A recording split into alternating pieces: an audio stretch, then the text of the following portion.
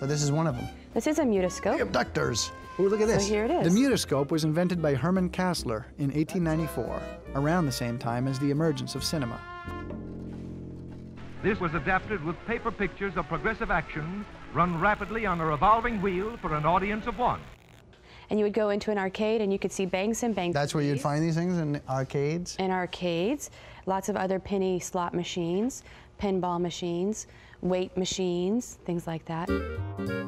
Costing only a penny or a nickel helped mutoscopes survive the dominance of the movie industry well into the 1940s. They also lasted by supplying a steady stream of sexy situations, taboo subjects, and suggestive titles.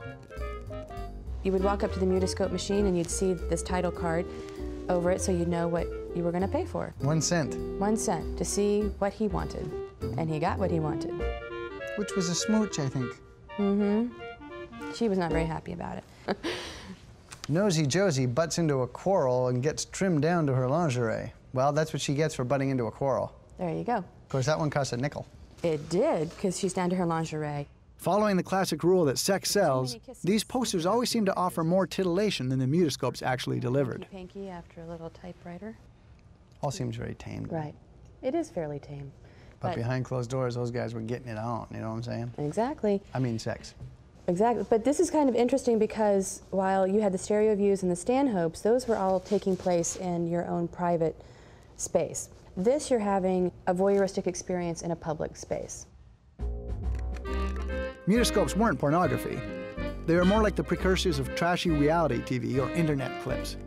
But that still brought cries of moral outrage. Some people and community activists felt that mutoscopes and the themes that they represented would incite crime. Critics called mutoscopes subtle poison for impressionable boys, until a system of censorship put a lid on some of the racier content. Mutoscopes eventually faded away, unable to compete with the glamour of film and television.